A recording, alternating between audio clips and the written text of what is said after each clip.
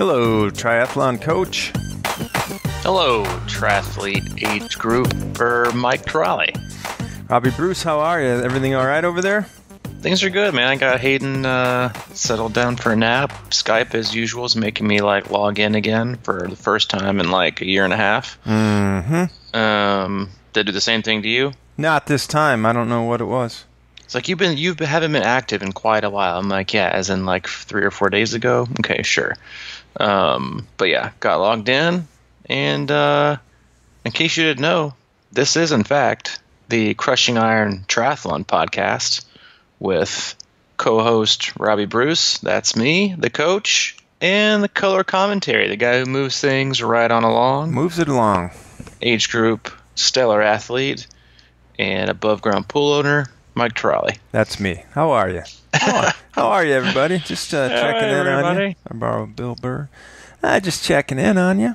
Just checking in, everybody, and big thank you. Well, first of all, happy President's Day, because today is February 19th, 2018, where everybody's closed for basically no reason. So good for you guys. More time to protest. That's right, more time to protest, and hopefully more time to listen to our podcast today. No days off for us, though. We are here. We are working for you. We are not working for the man. We are working for you, and so we appreciate you tuning in today. And for all of our subscribers and people who listen to us frequently, thank you. And as usual, we like to start off giving a big thank you and some mad props to our listeners who take the time to leave us an iTunes review, as they're incredibly helpful, both to the aspiring triathlete and the seasoned veteran when it comes time to search triathlon in the podcast universe, because there is a lot, and helps them find us, and then they can determine if they like us or not. So we're kind of like Triathlon Tinder. You swipe right, you give us 5 stars, and let the rest kind of follow where it goes. That's and right. It is, and or however that works, or left, or north, south, east, and west. Yeah, and that's about all I got today. It's it. That's a swiper's universe. It's a swiper's universe. Really, you can own the world with a swipe now. You sure can. Swipe up, down, right, left. You really don't even need honestly, if you're into the evolution thing, children are going to start to being born with just their pointer finger and their thumb, because you really don't need anything else to basically function in this society. Oh, I know. Voice activation is just going to be... Voice activation. You can swipe with your pointer finger. You can text with your thumbs. You can, give people the old thumb click with a good job. You can give thumbs up. You can point. You can say you're number one. And what else do you really need to do? I don't know. What's that thing? Eliza? What's that Amazon thing? Eliza? What the hell are you talking about? Oh, talking about Alexa? Alexa. Yeah, that's the thing. Is pretty much everything you say and ever is going to be recorded, so you won't need to type or text or do anything. Just check the records. Yeah, just check the records. Check the home front records. It'll be in a few days you're gonna be sitting around on your kitchen table, and you're gonna utter the word ironclad spandex skinny guy, and then the next thing you know, you're gonna scroll through your iTunes feed and you're gonna see a Crushing Iron sponsored post. Yes, because that's how the world works. You can I'm telling you, swear to God, it really does kind of scare me sometimes. When we were searching for a treadmill, I literally went on the internet and did one search for treadmills, and went to Proform's website, which is the treadmill we ultimately got, and literally the next click on Facebook, with not even 10 scrolls, was an ad for Proform. I'm like, God, this is they're everywhere. They are. It's digital parasites is basically what we have in this universe right now. Yeah. I saw that coming back in the TV world. They started talking about that contextual advertising back in the day, and how it was just important to just rake in cookies. And that's what I mean. It's like the Alexa. Well, we're calling it Alexa, though. See, I'm not going to give it any props, man, because it's just going to be a matter of time before, It's okay, and that's sort of my latest thing is really, oh, boy. Yeah. I'm okay. There's a quote that kind of sums it up that I heard, and it just says, "We make life unnecessarily complicated. Instead of a straight line, we construct distractions." And that leads me to I'm really paring down on the phone, man. I'm thinking flip phone. I'm not going to do it, but I mean, I'm really. What I gotta tell you, man. I've only been on Facebook for not even a year, and I can tell you, even just like the other day, I was kind of thinking to myself, just in terms of like being present, that I get that our phones are. And listen, I mean, don't get me wrong here. There are huge benefits to having cell phones now, like especially with like being married and having a kid, in terms of like staying in communication and being able to share videos with my mom and stuff like that. Like that stuff I see total value in it.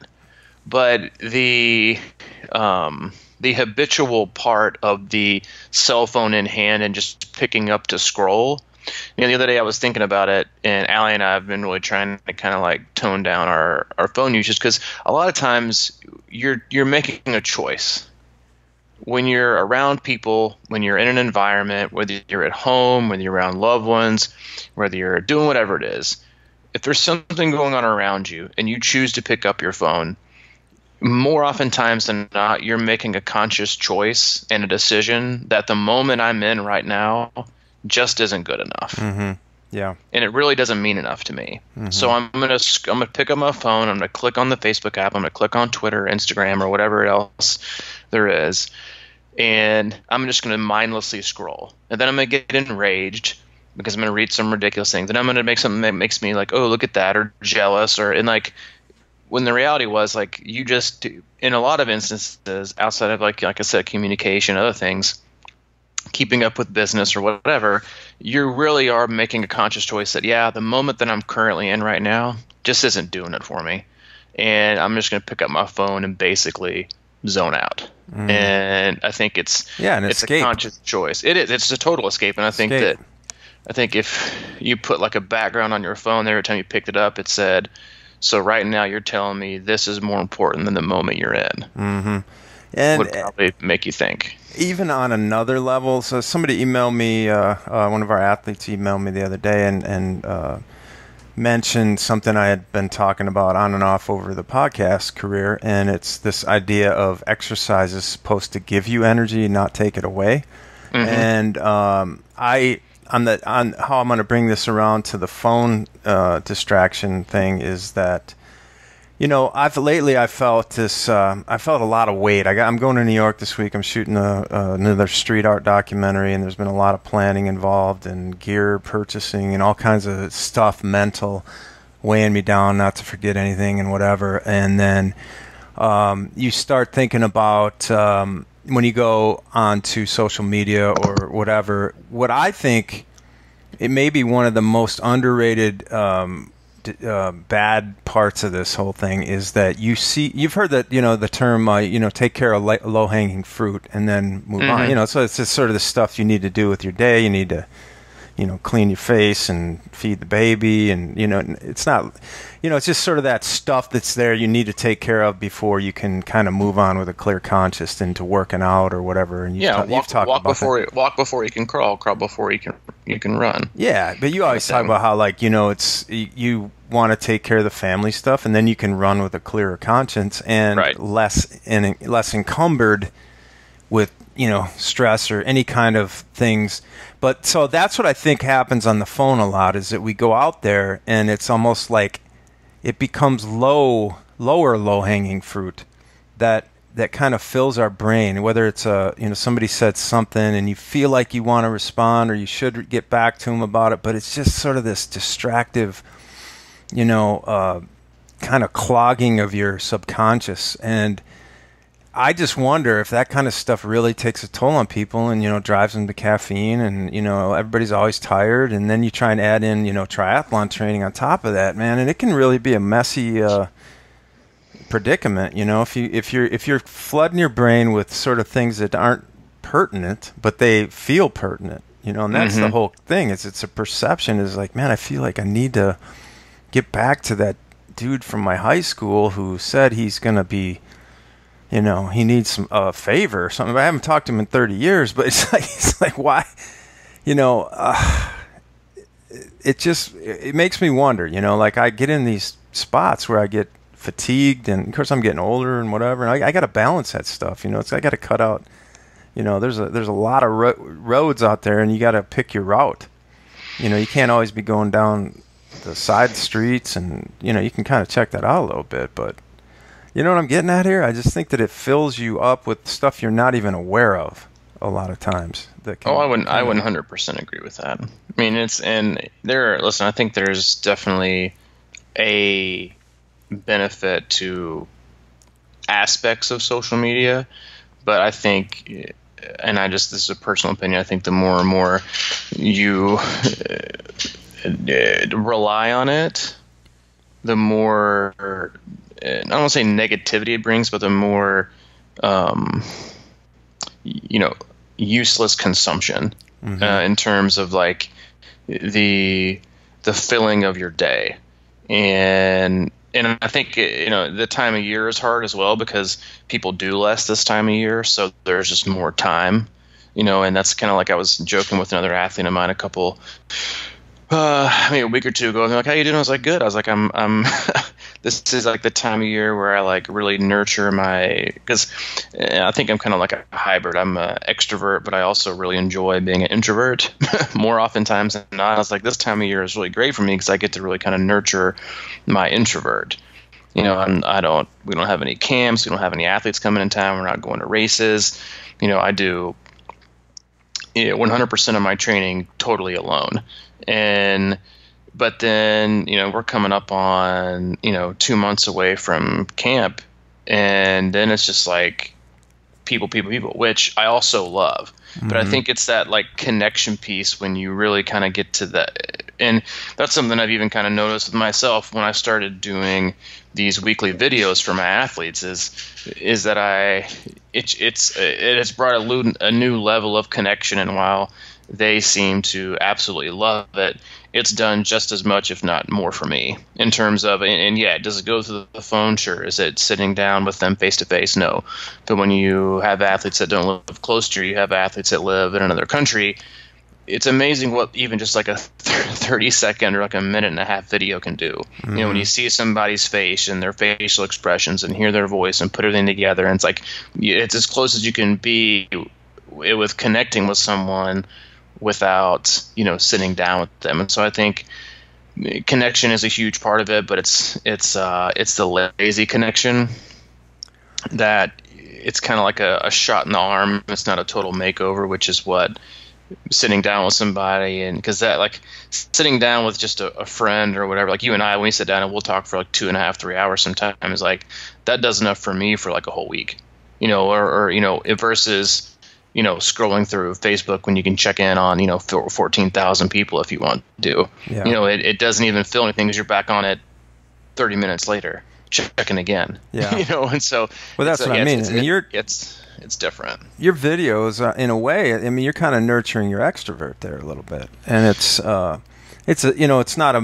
you're right. It's not face to face, but it's a step that way, and that's the way I've been thinking about it more. Is like, okay, I'm all for comedy, I'm all for light, and joking around with people and things like that, and I love. I'm not like banning Facebook for social media from my life, and I do see the great values in it. It's just a matter of, am I using it for the the values that sort of like that do nurture my direction.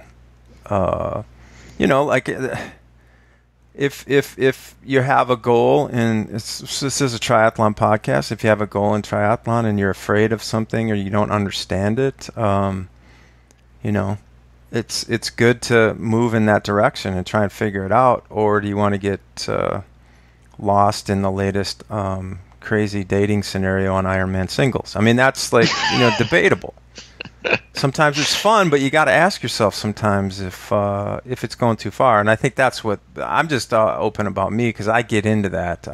Not that particular thing, but I'll find myself going down roads that really aren't where I want to go, and I realize that it is a distraction and it's avoidance, and it just it digs me a deeper hole. I think that's the most important thing here. It takes me not only away from my goal, but it kind of, it's the difference between just being calm about something and being depressed or something. It's a weird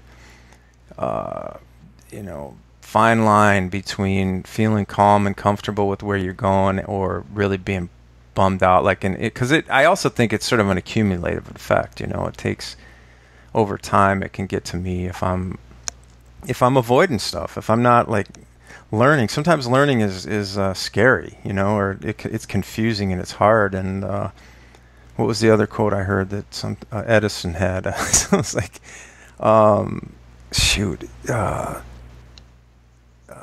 success is often confused, or success is also often avoided because a lot of times it's dressed in overalls and disguised as hard work.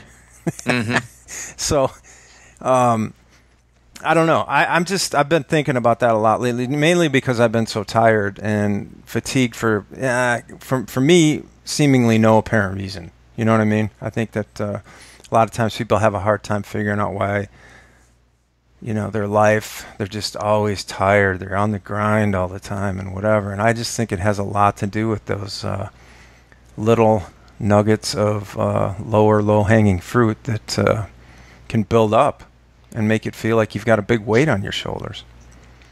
It's a tough world we live in, dude. It's a tough world. It is, man. It's tricky. Easy. It's tricky to navigate because, it's like... It is. Tricky to navigate. Instead of learning, a lot of times we'll pass on the actual learning because we know the answer sitting out there somewhere. You know what I mean? We can find the answer instead of really...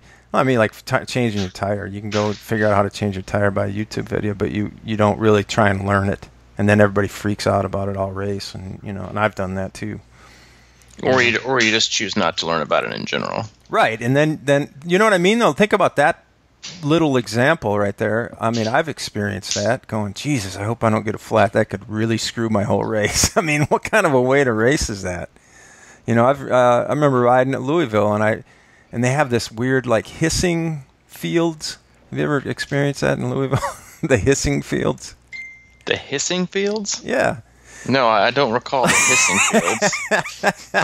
I'm not sure anybody else listening to this podcast will remember. Well, next time you ride Louisville, you let me know. But maybe that was my imagination running amok. But I swear I heard my tire draining is what I'm getting at. I gotcha. It's that... echo, but anyway, I'm kind of rolling all over the place, but not really. Yeah, well, when you get on a roll and you're supposed to be the one that reins us in, I'm just kind of sitting back and I'm just kind of screwed. Yeah. All right, so I'm supposed to be the one that moves us along. Straighten that shit out for us. Sorry. Yeah, let's get back on track. But no, I clarity think is the key to accomplishment, right? That's true, and I think if I'm gonna do my best to drive us back home to something relevant, I think we talk about this a lot. We talk about distractions a lot, and are they masking something? Are they filling something? Or I don't really think they can fill things. I think it's kind of like one of those. You can fill something with gas and it's considered full, or you can fill something with water and it's full the same way. And one seems truly full, and one might feel full, but you can't see anything or get anything from it. And the other one is noise. And I kind of commented on this in our C26 active athlete page for just athletes I coach, and we were talking about somebody was asking about the running power meters and stuff like that, and I thought to myself, and this is much with triathlon in general, in asking about the validity of it, and I kind of had a feeling about that, like I do about a lot of things and what we do, and I just summed it up. I said it's just, in my opinion, it's just more noise. It's like a heckler in the stands of good information. It's a lot of noise, but full of shit mostly. But it's true. It's true. But you think about that from an information standpoint in triathlon, and you think about sitting in the stands at a basketball game. Who gets the most attention? The guy, the heckler, the guy making literally the most noise, that's being the most obnoxious, that's getting the most attention, that's serving as a distraction. And the fact of the matter is, he probably knows less about the sport he's heckling about than every other person on the row he's sitting in. Mm-hmm.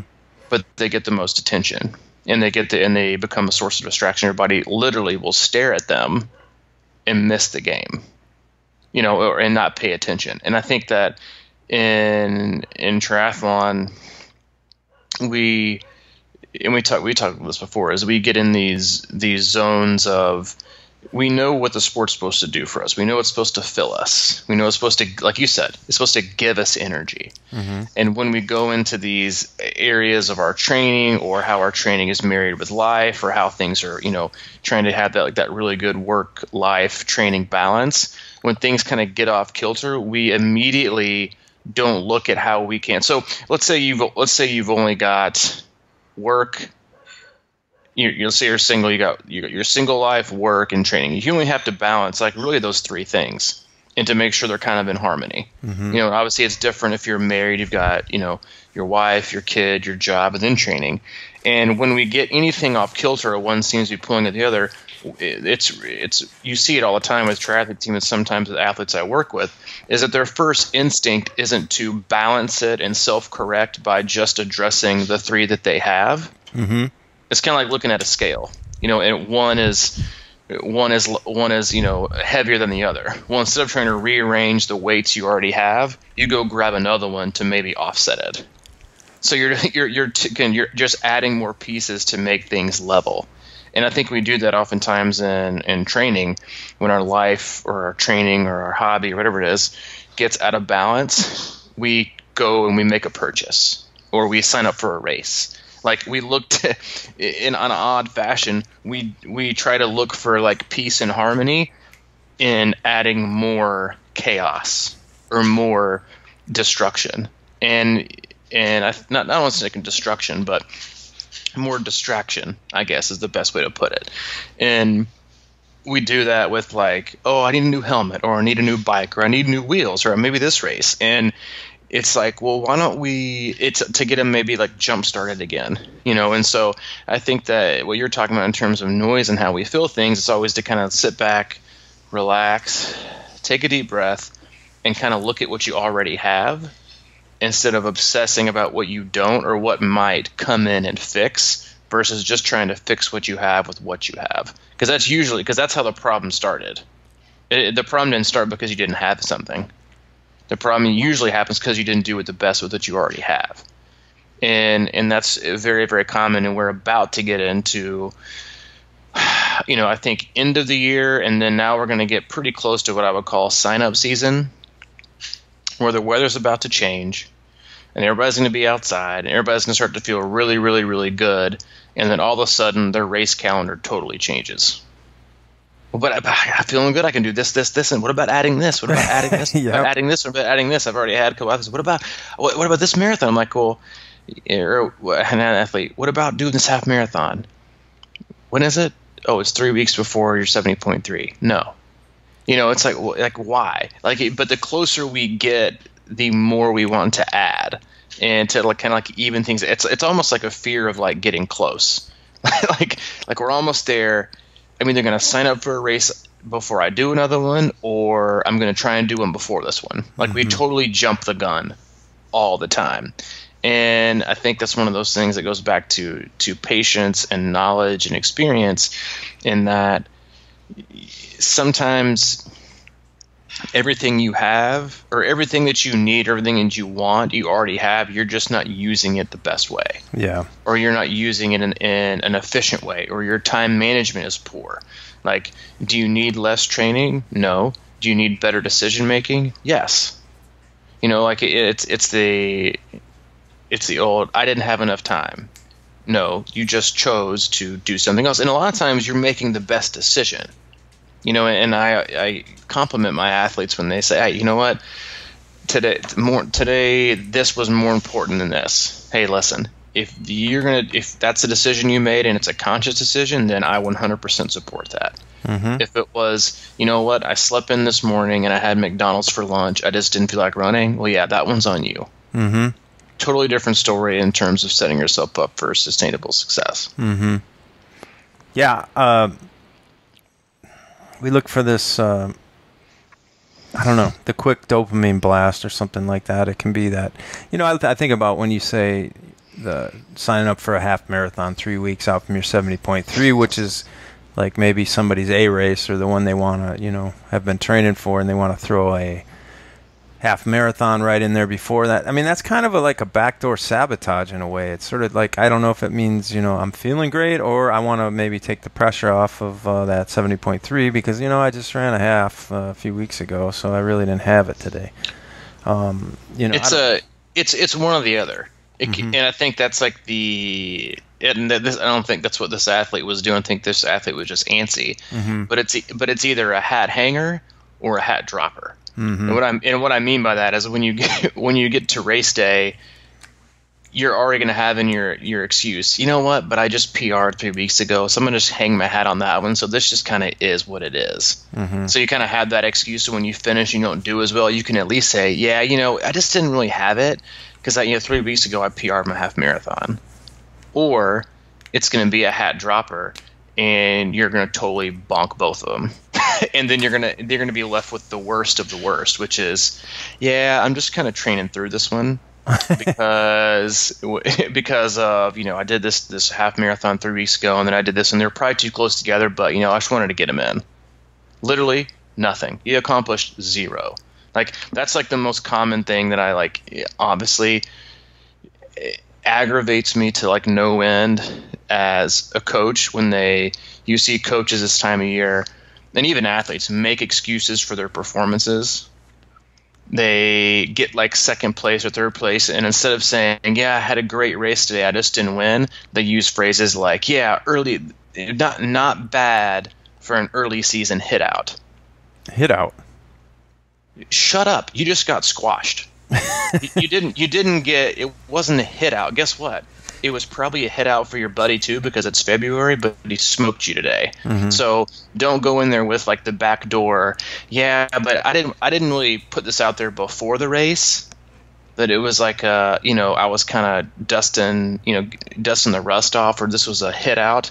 Like a lot of people mean when they say an early season hit out race, is like it doesn't really mean a lot. It's just kind of me like dusting things off. I've kind of been training, but not really, and like you should expect more from me down the road. Mm. Well, you know what? You went to race, so go race, and you race to win. If you're a professional, and then a lot of things for athletes. So it's like that mindset of that back door. Yeah, but that was just a hit out for me. But if they win, you literally never hear it uttered. Yeah, that was just a hit out. So congrats to all the other competitors who just couldn't keep up with me today, even though I was just, frankly, a bit rusty.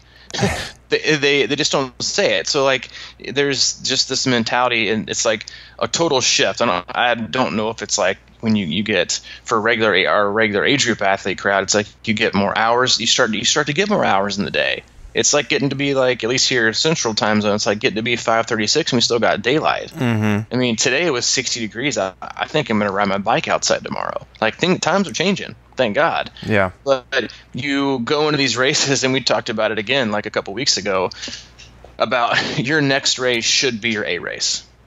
Because it might not, if you go back on your trajectory of the year and you think, all right, was it really my A race? No, because I was able to compete the whole year. But you literally never know what the season's going to bring. And so if you go into your race with that ho-hum hat hanger, that hat dropper mentality, then you're already, in my opinion, I don't want to say you're behind the curve, but mentally, if you find yourself in the race with that decision of to push harder or just to not, or to run faster or just to walk, you're going to pick the latter.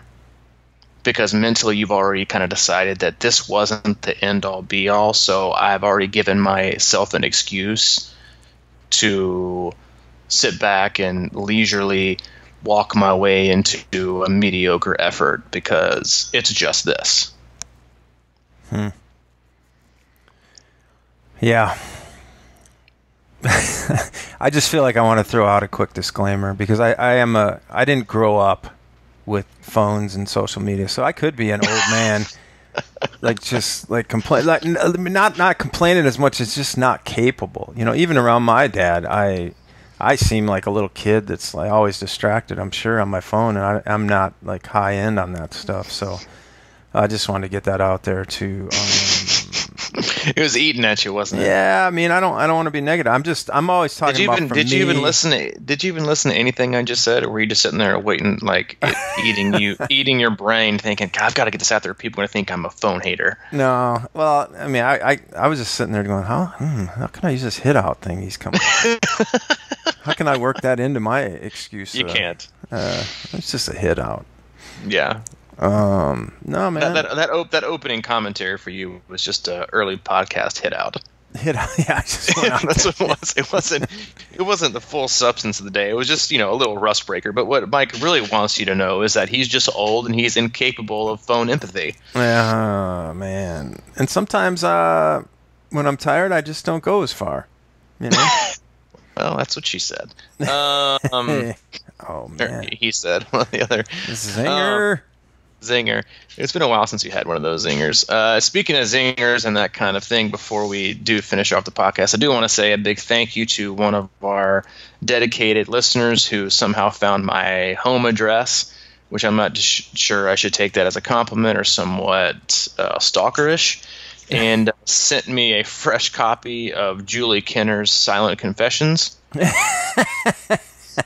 That's great, man. Yeah, I do have to say that I was a little bit startled that the front cover is ripped and pages 128 and 129 are stuck together. Come on. Other than that, it's in mint condition and up for sale on crushingiron.com for $99.99. You gonna autograph that bad boy?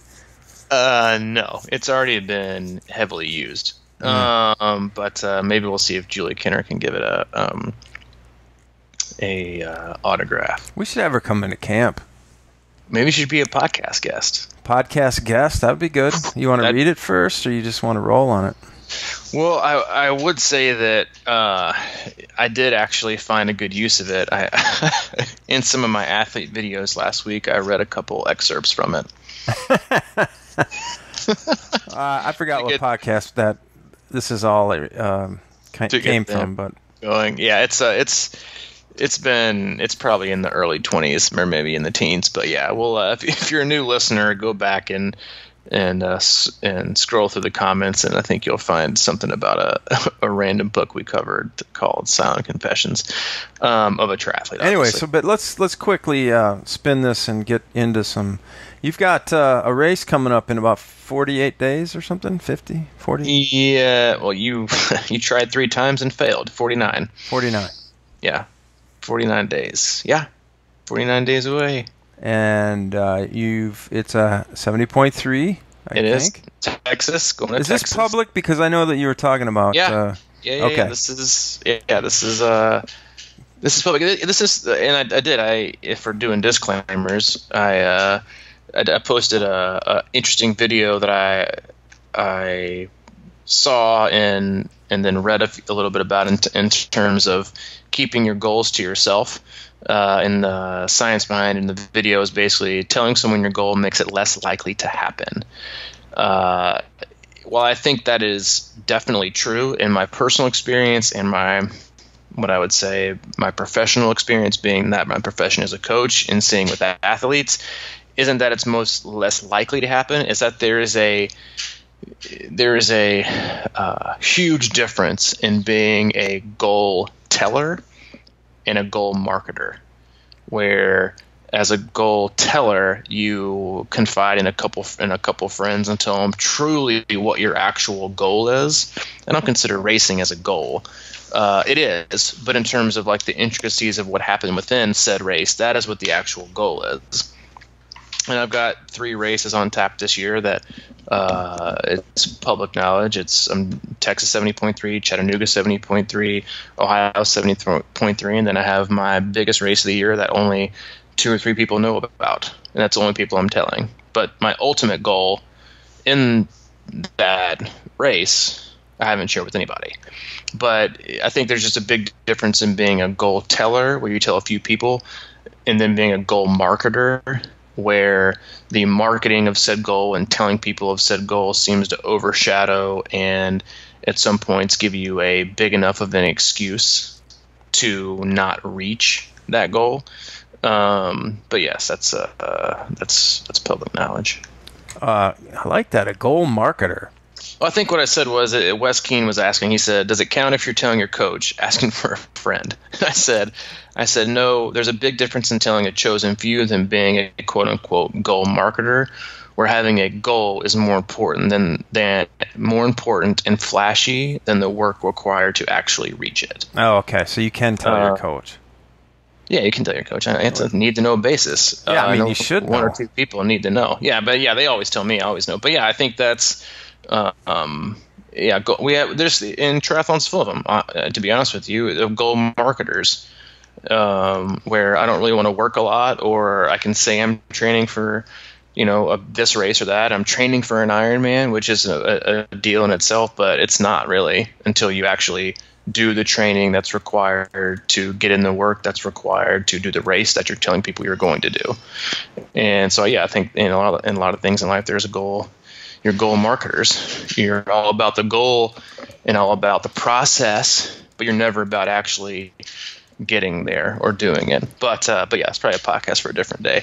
But yeah, I'm 49 days out. I'm feeling pretty good. I'm feeling super healthy, which is awesome. I even did something that probably not nobody else, but something I definitely wouldn't have done in the past, which was we went to a birthday party last night for one of Hayden's friends. He's 3, and we went to one of those bouncy house places. Oh boy, you roll your ankle? No, but I immediately thought to myself, all right, this has disaster written all over it, or me coming home with some viral pink eye infection that later turns into the flu of the face, with everything in there that is rarely sanitized. But heck, I wasn't going to play. Are you kidding me right now? I thought it was kind of sad. Really? There was probably 15 to 20 sets of parents there, and Allie is like, "Are you going to put some?" I was like, "No, I'm going in my t-shirt and jeans. What do you think I'm doing? I'm going to play." If Hayden wants to get in there and play, what am I going to do? No, I can't. I got my button down and my tucked in. I got a race coming up. I'm just going to, no, hell no. So we got out there, and he was a little apprehensive at first, and then he was all about it. I basically sweat through my shirt. But I was kind of shocked at how many parents, and Allie got in there too. She had just ran a 15K that morning, so she was a little bit sore. But I think we were the only set of parents that both got in there. I played the whole time. I had a blast. But yeah, came away unscathed.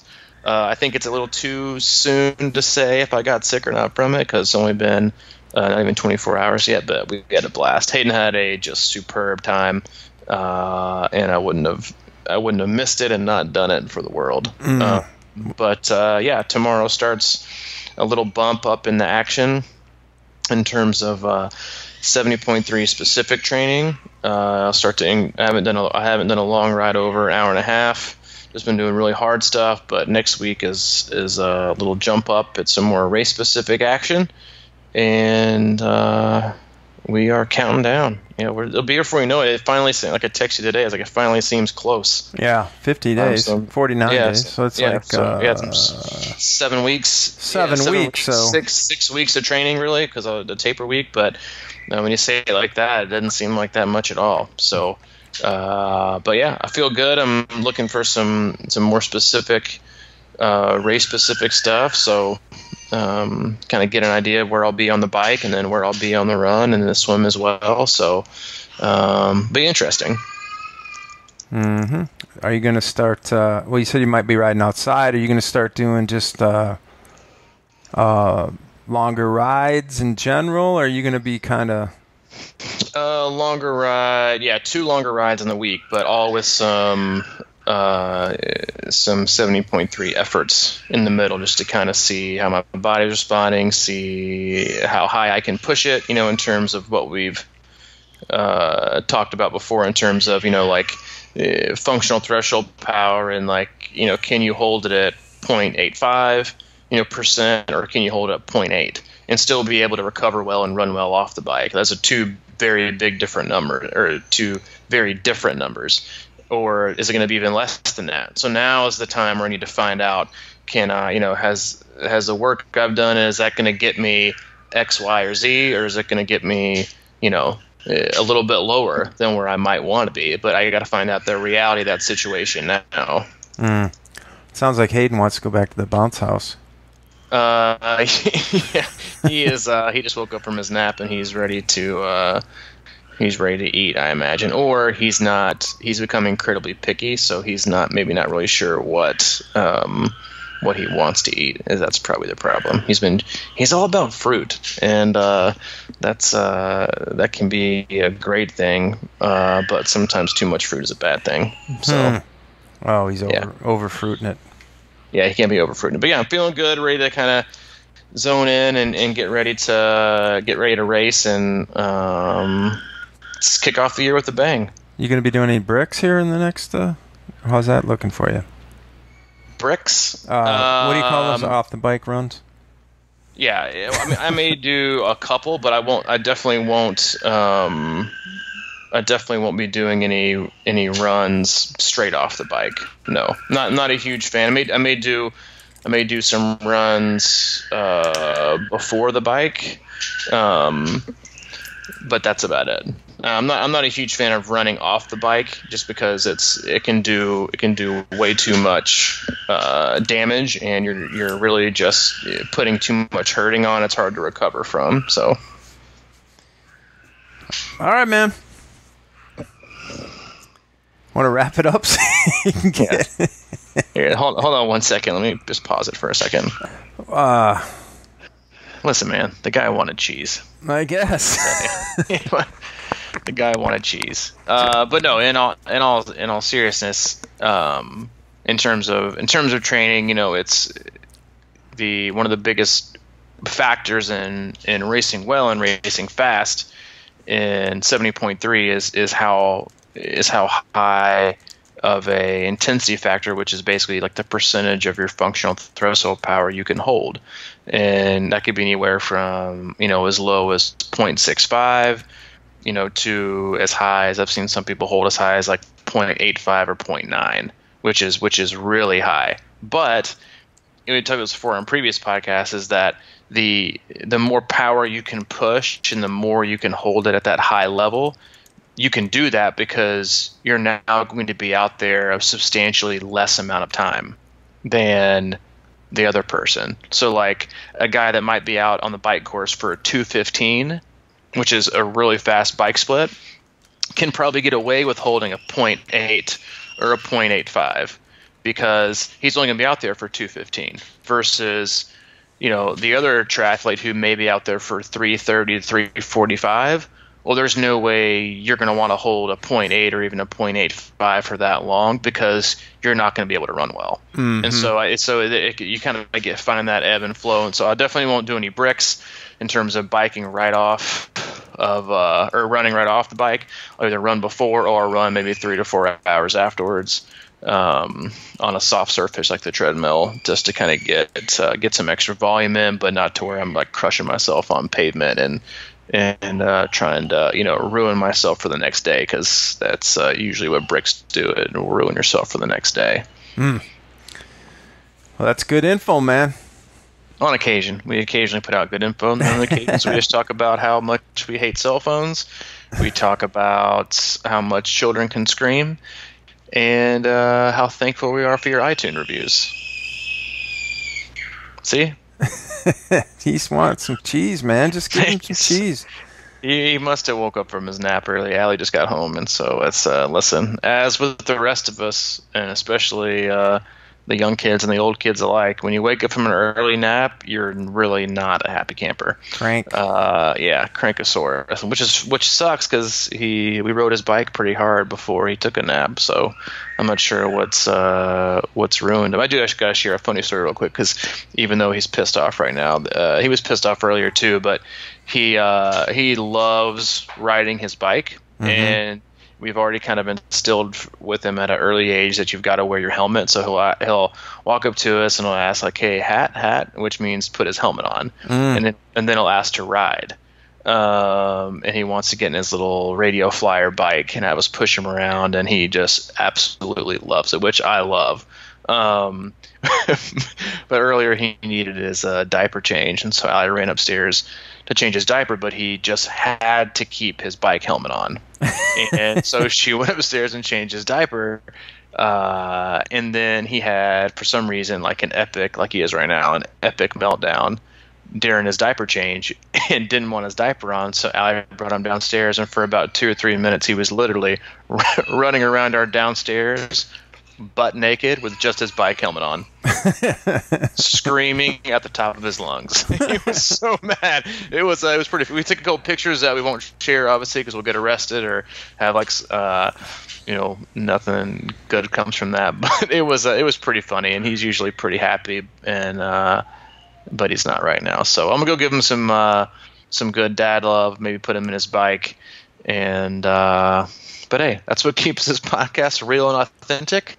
You never know what you're going to get in the background. You can get a dog bark. You can get a child screaming. That's how we keep it real. And if this has been your first episode you've ever listened to, don't leave us a review. Check back with us on Thursday.